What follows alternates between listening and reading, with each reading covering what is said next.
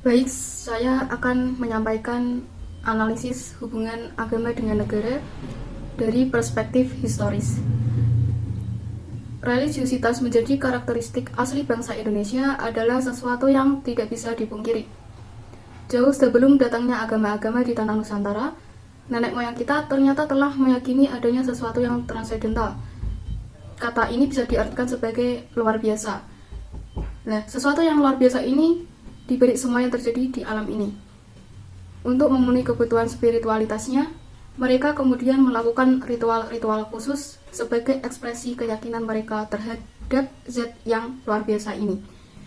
Inilah yang oleh para sejarawan disebut sebagai animisme dan dinamisme. Kemudian, hadirnya agama-agama di tanah Nusantara, Hindu dan Buddha pada awal abad pertama Masehi dan kemudian Islam pada abad ke-7 Masehi, berlangsung dengan sangat persuasif atau sangat memiliki dorongan. Kemudian alkulturasi yang terjadi antara budaya lokal dengan budaya luar tersebut berlangsung cukup harmonis dan bahkan berdampak sangat besar.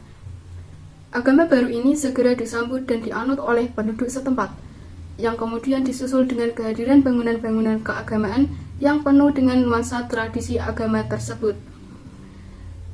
Contohnya, kalau agama Hindu dan Buddha itu ada candi yang ada di Pulau Jawa, khususnya Jawa Timur dan Jawa Tengah. Nah, bangunan keagamaan ini bisa dilihat dari rekayasa arsitekturnya, yaitu menampilkan cakrawala baru bagi budaya lokal setelah menerima pengaruh agama Hindu, Buddha, dan juga Islam. Kemudian perkembangan agama-agama ini semakin pesat ketika ia mulai memasuki wilayah kekuasaan. Nah, sejarah mencatat bahwa hubungan yang terjalin antara penguasa, karena dulunya negara itu berbasis kerajaan, jadi penguasa di sini dimaksud raja, dan pemuka agama ini dimaksud pendeta ataupun ulama. Dua di antaranya itu bersifat simbiosis mutualisme. Jadi penguasa dan pemuka agama ini sifatnya simbiosis mutualisme atau saling menguntungkan. Nah, ada sejarah LIPI yang bernama Asfi Marwan Adam itu menjelaskan bentuk simbiosis ini adalah berupa pemberian legitimasi dari pendeta kepada raja bahwa raja ini adalah titisan dewa. Nah, sedangkan pendeta itu mendapatkan emas dari sang raja. Nah, dengan simbiosis yang saling menguntungkan ini atau simbiosis mutualisme ini, inilah posisi raja itu semakin dianggap legitimate atau dianggap sah di mata masyarakatnya. Dan sebaliknya, ketika ketika raja ini dianggap sudah sah, berarti agama ini semakin terlindungi di bawah kekuasaan penguasa. Nah, bahkan lebih jauh itu pada akhirnya agama tersebut menjadi agama resmi negara. Sekian yang bisa saya sampaikan, kurang lebihnya mohon maaf. Oke, selanjutnya yaitu perspektif hukum. Menganalisis kerangka hukum yang mengatur hubungan agama dengan negara berdasarkan UUD hasil perubahan dijelaskan secara tegas bahwa negara Indonesia adalah negara hukum. Prinsip negara hukum tidak langsung merujuk pada dua paham atau aliran berbeda tentang negara hukum, yaitu negara hukum Rechtsstaat dan negara hukum the rule of law. Pada suatu negara di dunia pasti mempunyai konstitusi, karena konstitusi merupakan salah satu syarat untuk mendirikan dan membangun suatu negara yang merdeka. Oleh karenanya, begitu pentingnya konstitusi itu dalam suatu negara. Konstitusi sendiri merupakan suatu kerangka kehidupan politik yang sesungguhnya telah dibangun pertama kali pada peradaban dunia dimulai, karena hampir semua negara menghendaki kehidupan bernegara yang konstitusional. Adapun ciri-ciri pemerintahan yang konstitusional diantaranya memperluas partisipasi politik, memberi kekuasaan legislatif pada rakyat, menolak pemerintahan otoriter, dan sebagainya. Wilayah adalah batasan suatu negara, meliputi darat, laut, dan udara. Rakyat adalah sekumpulan manusia yang hidup di suatu negara yang dilawankan dengan makhluk-makhluk lainnya yang hidup di dunia. Dalam batang tubuh UUD 1945 diuraikan pula mengenai bagaimana dan siapa yang memegang kekuasaan pemerintahan, yaitu dalam pasal 4 ayat 1 UUD 1945, baik sebelum maupun sesudah mengalami perubahan menyebutkan bahwa Presiden Republik Indonesia memegang kekuasaan pemerintahan menurut Undang-Undang Dasar. Di samping itu, batang tubuh UUD 1945 juga menyatakan kekuasaan-kekuasaan yang lainnya, sehingga jelas bahwa UUD 1945 sebagai Konstitusi Republik Indonesia memuat ketentuan-ketentuan pokok dalam menjalankan pemerintahan negara. Oleh sebab itu, dalam suatu negara yang merdeka, konstitusi atau UUD merupakan hal yang sangat diperlukan. Undang-Undang Dasar 1945 sebagai konstitusi di Indonesia merupakan hukum tertinggi yang ditetapkan secara konstitusional. Sedangkan hukum itu merupakan produk politik karena dalam kenyataannya setiap produk hukum merupakan produk politik, sehingga hukum dapat dilihat sebagai kristalisasi dari pemikiran politik yang saling interaksi di kalangan politis. Hal tersebut tertulis dalam Undang-Undang Nomor 39 Tahun 1999 tentang Hak Asasi Manusia. Pada bagian menimbang huruf D yang tertulis bahwa bangsa Indonesia sebagai anggota Perserikatan Bangsa-Bangsa mengemban tanggung jawab moral dan hukum untuk menjunjung tinggi dan melaksanakan Deklarasi Universal tentang Hak Asasi Manusia yang ditetapkan oleh Perserikatan Bangsa-Bangsa, serta berbagai instrumen internasional lainnya mengenai hak asasi manusia yang telah diterima oleh negara Republik Indonesia. Tindakan atau perbuatan yang mengganggu kebebasan beragama seseorang atau sekelompok orang adalah suatu tindakan perbuatan yang merupakan bentuk pelanggaran hak asasi manusia. Hal itu tertuang dalam UU Nomor 39 Tahun 1999 tentang Hak Asasi Manusia bab 1 pasal 1 angka 6 yang tertulis, pelanggaran hak asasi manusia adalah setiap perbuatan seseorang atau kelompok orang termasuk aparat negara baik disengaja maupun tidak disengaja atau kelalaian membatasi dan atau mencabut hak asasi manusia seseorang atau kelompok yang dijamin oleh undang-undang ini dan tidak mendapatkan atau dikhawatirkan akan memperoleh penyelesaian hukum yang adil dan benar berdasarkan mekanisme hukum yang berlaku. Oleh karenanya, negara atau pemerintah melalui perangkatnya tidak boleh mengabaikan jika mengetahui adanya peristiwa yang berkaitan dengan peristiwa intoleransi yang terjadi. Selain paradigma kehidupan bernegara, para pendiri negara juga menempatkan Pancasila sebagai cita hukum yang berdimensi luas, baik tata hukum yang dirumuskan dalam teks UUD 1945 maupun di luar itu, baik yang tertulis maupun tidak tertulis. Kemudian, meniliki kembali pada sejarah, gagasan negara hukum ini berawal di Inggris dan merupakan latar belakang dari Glorious Revolution 1688 Masehi.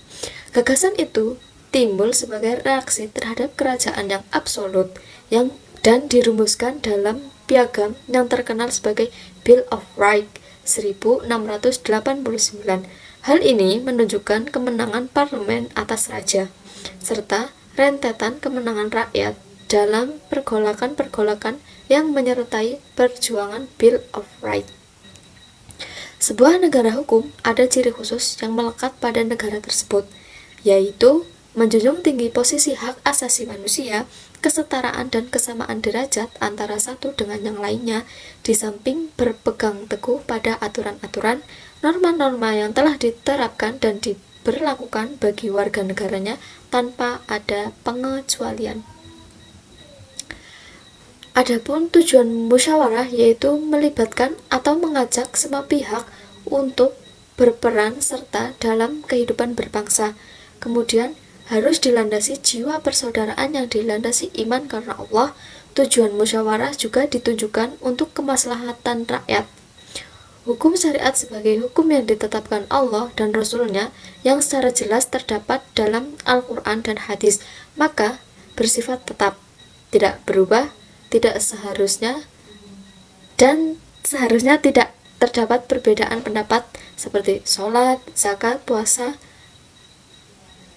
haji. Karena dalam Al-Quran yang diatur tidak hanya saja yang berhubungan dengan Tuhan, tetapi juga berhubungan dengan kemasyarakatan, yang keduanya tidak dapat dipisahkan. Dalam sebuah negara hukum, ada ciri yang melekat pada negara tersebut, yaitu menjunjung tinggi posisi hak asasi manusia, kesetaraan dan kesamaan derajat antara satu dengan yang lainnya, di samping berpegang pada aturan-aturan, norma, dan sebagainya. Karena hubungan antara agama dan negara menurut Islam adalah tidak dapat dipisahkan. Sekian, terima kasih. Materi selanjutnya, analisis mengenai agama mayoritas dan minoritas di Indonesia. Masalah ini tidak bisa diselesaikan dengan mudah, karena jumlah penduduk yang berbeda latar budaya juga memainkan peran penting dalam hal ini.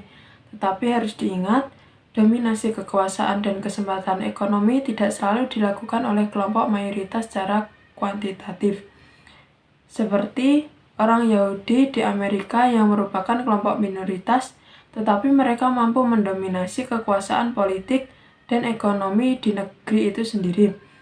Di Indonesia sendiri, sektor ekonomi yang menyangkut hajat hidup orang banyak lebih banyak dikuasai oleh kelompok minoritas.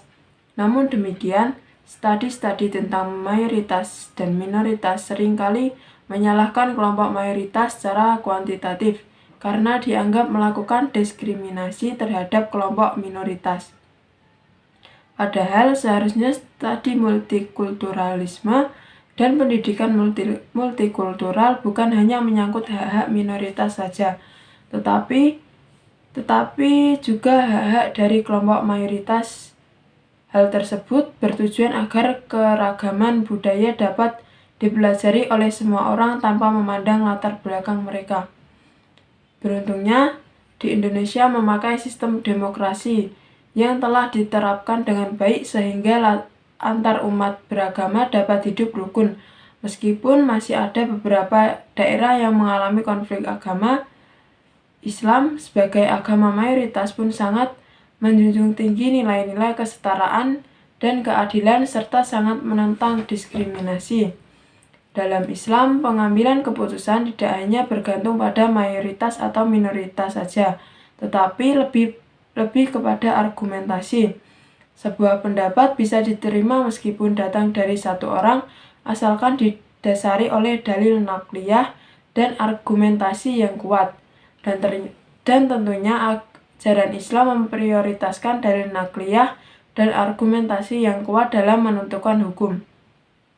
Pada intinya, kita harus menghargai hak-hak dari semua kelompok, baik itu mayoritas maupun minoritas, serta menjunjung tinggi nilai-nilai kesetaraan, keadilan, dan anti-diskriminasi.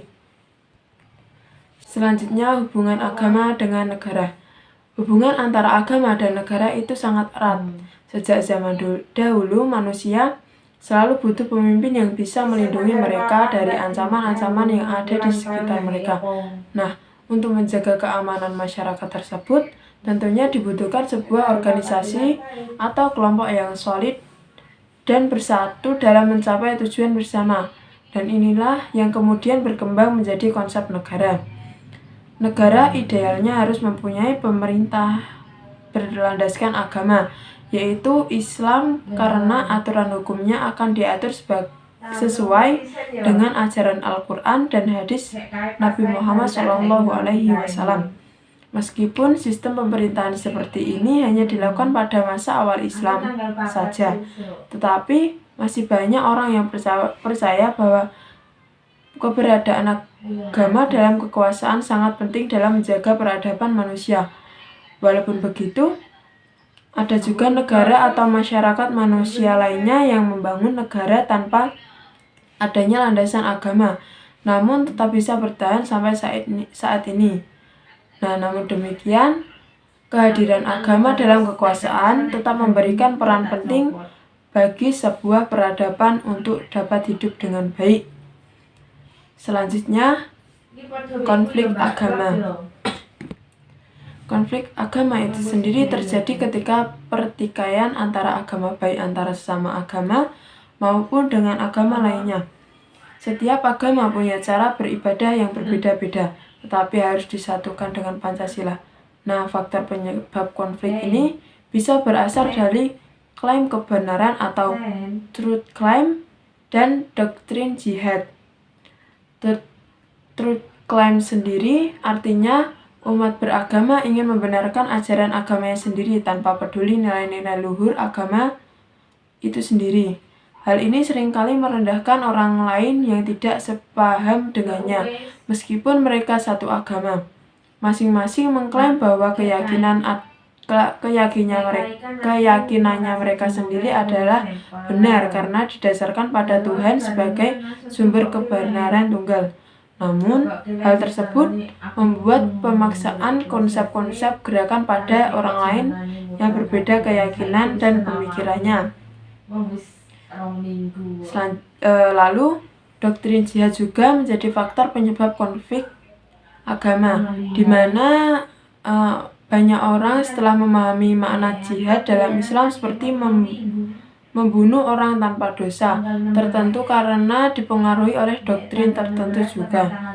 Padahal pengertian jihad seharusnya bersifat defensif bukan ofensif, seperti pada masa Madinah saat Nabi Muhammad SAW harus mempertahankan komunitas Islam dari serangan Quraisy di Mekah. Intinya, konflik agama bisa terjadi akibat ketidakpahaman dan salah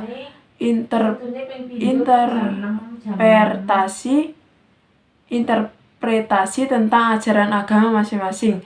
Oleh karena itu, penting bagi generasi muda untuk mempelajari doktrin-doktrin yang benar agar dapat menghindari konflik tersebut. Nah, yang terakhir, tantangan hubungan agama dengan negara.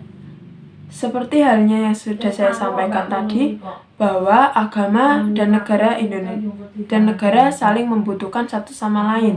Namun, hubungan keduanya seringkali menghadapi tantangan seperti konsep dan praktik keagamaan yang tidak selaras dengan nilai-nilai kemanusiaan, penafsiran agama yang tidak berdasar ilmiah sehingga bisa menimbulkan kekerasan serta fenomena umat yang merusak ikatan kebangsaan karena ideologi atau paham mereka bertentangan dengan Pancasila sebagai dasar negara.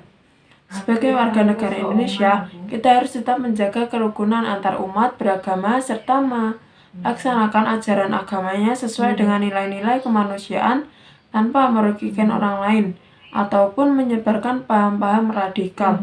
Kita juga harus menghargai perbedaan keyakinan dan mencintai bangsa kita sendiri agar Indonesia semakin maju dan damai. Mungkin hanya ini yang dapat saya sampaikan. Terima kasih.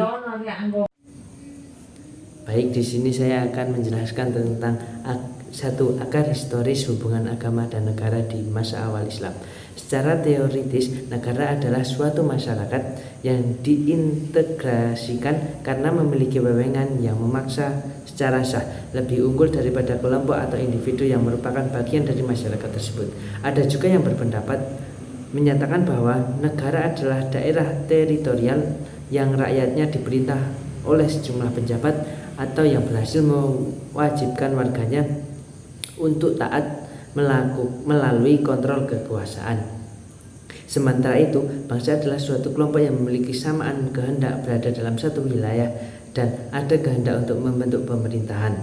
Oleh sebab itu, negara bangsa dapat dipahami sebagai suatu kelompok warga negara yang memiliki kesamaan cita-cita untuk membangun suatu sistem pemerintah dengan menaati peraturan perundang-undangan yang berlaku.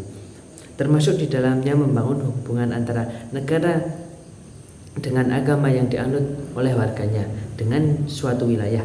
Adapun kata Islam berarti masuk ke dalam kedamaian. Sedangkan secara istilah, Islam berarti agama yang mengajarkan kepasrahan kepada Allah, bertauhid dan tunduk kepadanya, dan kedamaian. Sehingga kata adin menurut Ibnu Abbas mencakup akidah, hukum, etika, dan ibadah yang dijelaskan secara rinci. Sedangkan masalah interaksi sosial hanya dijelaskan secara global. Hal ini dapat dilihat dari isi piagam Madinah. Salah satu contoh prinsip tersebut digambarkan dalam penyusunan naskah perjanjian Hudaybiyah. Nabi SAW menerima masukan dan aspirasi dari utusan Quraisy, Suhail ibnu Amr. Suhail memiliki kehendak politik yang bertahan dengan kepentingan politiknya dan tidak mau kompromi dengan rumusan yang ditawarkan Nabi SAW. Munawir Zali mengabarkan, sebagai awal perjanjian, Nabi merintah Ali bin Abi Thalib untuk menulis dengan nama Allah, Tuhan Maha Penyayang dan Maha Pengasih. Suhail memotong dengan mengatakan bahwa ia tidak mengenai sifat-sifat Maha Penyayang dan Maha Pengasih. Dia meminta untuk diganti dengan namamu ya Tuhan. Nabi perintahkan kepada Ali untuk mengikuti keinginan Suhail. Negara pimpinan Nabi Muhammad SAW terus menjaga ketertiban dan keamanan tersebut, mengusahakan kesejahteraan dan kemakmuran untuk mewujudkan keadilan dan memberantas segala bentuk pelanggaran hukum. Sifat inklusif dan aspiratif Nabi Muhammad kemudian diikuti oleh para sahabatnya, yaitu Abu Bakar, Utsman, dan Ali. Yang kedua, hubungan antara agama dan negara di Indonesia. Dalam sejarah Islam ada 3 tipologi hubungan antara agama dan negara. Dominan, agama juga menjadi domain negara. Demikiannya sebaliknya, sehingga hubungan antara agama dan negara tidak ada jarak dan berjalan menjadi satu kesatuan. Kedua, golongan yang berpendapat bahwa hubungan antara agama dan negara berjalan secara simbiotik dan dinamis, dialektis, bukan berhubungan langsung, sehingga kedua wilayah masih ada jarak dan kontrol masing-masing, sehingga agama dan negara berjalan berdampingan. Keduanya bertemu untuk kepentingan pemenuhan kepentingan masing-masing.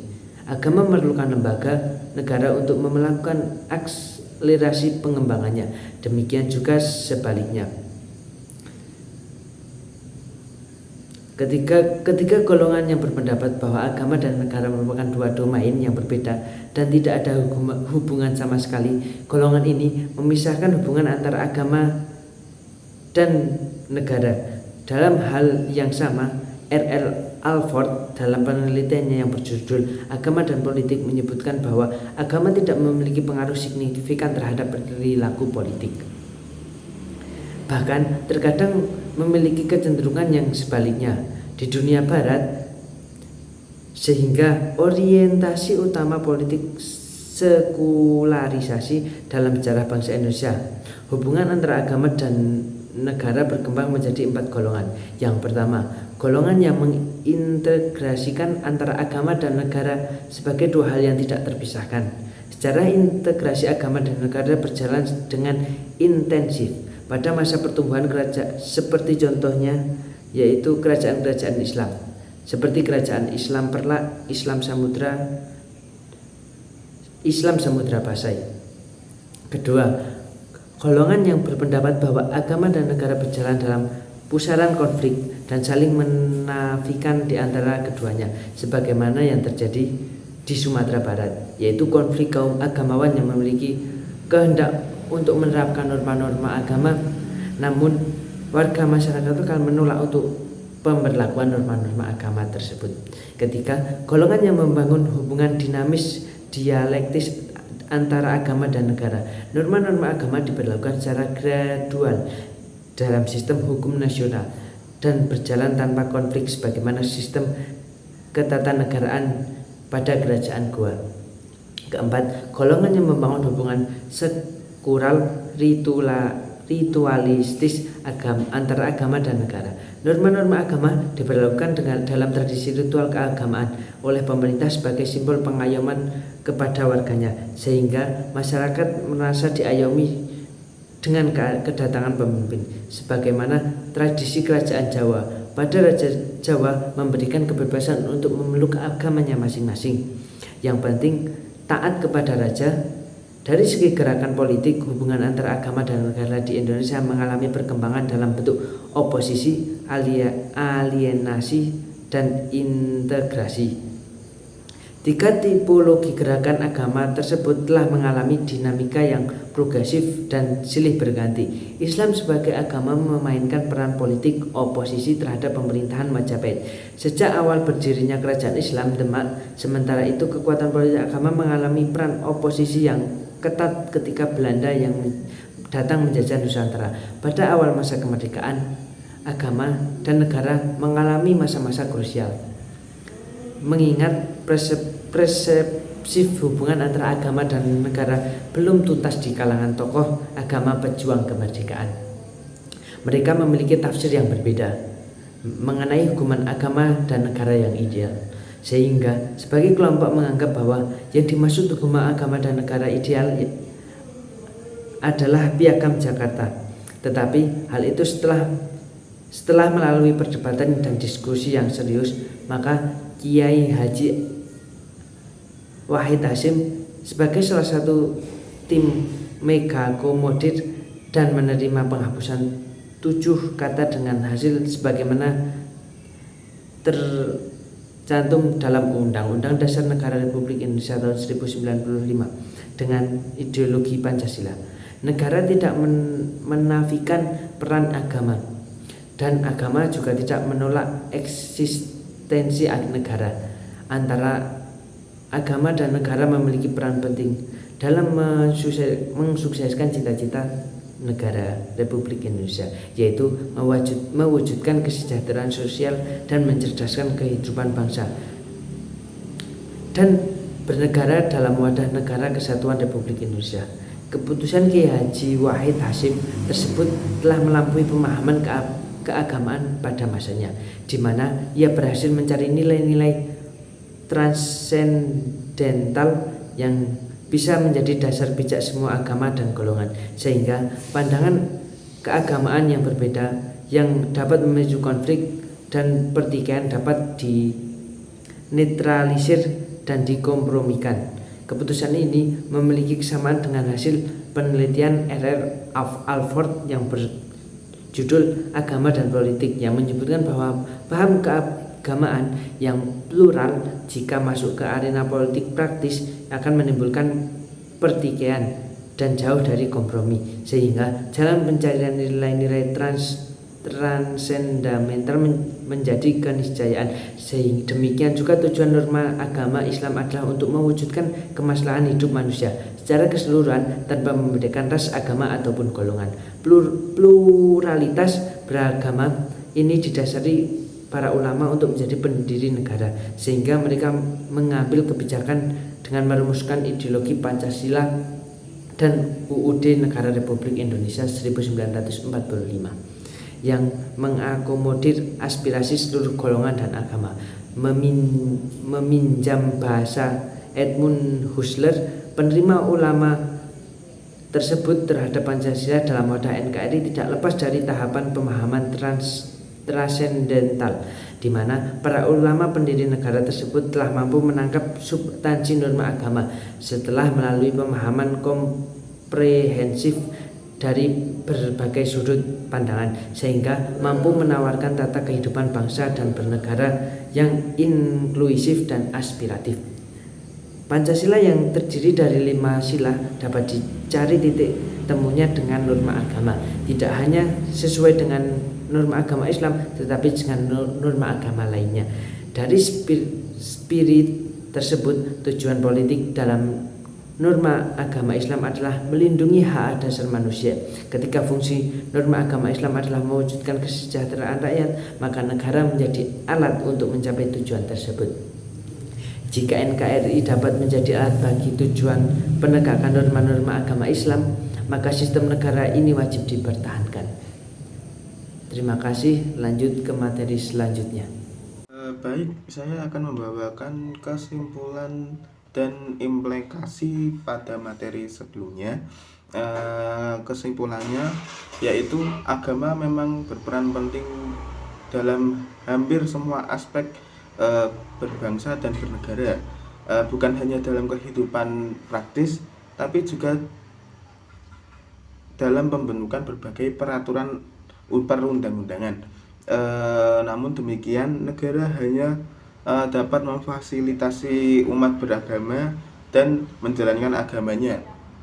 Sebuah negara tidak dapat memaksakan sebuah ajaran agama untuk dilaksanakan. Negara tidak dapat menjadi penentu mutlak terhadap perbedaan yang menyangkut implementasi agama di ruang-ruang publik. Gitu kesimpulannya. Yang berikutnya adalah implikasi hubungan agama dengan negara Indonesia. Yang pertama, Pancasila sebagai dasar negara. Agama memiliki peran penting dalam pembentukan Pancasila sebagai dasar negara Indonesia. Meskipun Indonesia adalah negara dengan kependudukan mayoritas Muslim, Pancasila menekankan prinsip-prinsip kebinekaan Tunggal Ika dan mengakui keberagaman agama di negara ini. Implementasinya adalah bahwa negara harus menjaga kebebasan beragama dan menghormati hak-hak setiap warga untuk memilih agama mereka masing-masing. Yang kedua, kebebasan beragama. Negara Indonesia menjamin kebebasan beragamanya bagi semua warga negara Indonesia sesuai dengan konstitusi. Implementasinya adalah bahwa setiap individu memiliki kebebasan untuk memilih, mempraktekkan, dan menyebarkan agama mereka tanpa diskriminasi atau persekusi. Kebebasan beragama juga mencakup hak untuk membangun tempat ibadah, merayakan hari raya agama, dan mendidik anak-anak dalam keyakinan agama mereka. Yang ketiga, kehidupan beragama sebagai nilai sosial. Agama memiliki peran dalam membentuk nilai-nilai dan etika sosial di masyarakat. Nilai-nilai seperti keadilan, kejujuran, kasih sayang, dan saling menghormati dan mengilhami oleh ajaran agama yang diyakini oleh masyarakat. Implementasinya adalah bahwa agama dan kehidupan beragama diintegrasikan dalam kehidupan sehari-hari dan menjadi pondasi dalam membentuknya hubungan sosial yang harmonis. Yang keempat, organisasi beragama. Banyak organisasi-organisasi yang menyangkut keagamaan sebagai bagian dari struktur sosial dan memfasilitasi kegiatan mereka. Agama yang diakui secara resmi di Indonesia dapat membentuk lembaga-lembaga keagamaan seperti majelis agama, lembaga pendidikan agama, dan badan amal agama. Implementasinya bahwa negara memberikan dukungan dan kerjasama dengan organisasi-organisasi keagamaan dalam upaya memajukan kepentingan umat beragama. Yang kelima, hukum dan perundang-undangan. Agama juga memiliki pengaruh dalam pembentukan hukum dan perundang-undangan di Indonesia. Beberapa peraturan dan kebijakan negara mencerminkan nilai-nilai keagamaan, terutama dalam hal hukum kekeluargaan dan kehidupan beragama. Misalnya seperti perkawinan dan warisan dapat dipengaruhi oleh ajaran agama yang dianut oleh masyarakat. Meskipun Indonesia menghormati kebangsaan beragama, negara juga menerapkan prinsip Bhinneka Tunggal Ika, berbeda-beda tetapi satu, untuk memelihara persatuan dan kesatuan di tengah keberagaman agama. Implementasinya adalah bahwa hubungan agama dengan negara di Indonesia harus dijaga agar tidak mengganggu stabilitas sosial, persatuan dan kesatuan di tengah-tengah keagamaan yang berbeda-beda ini.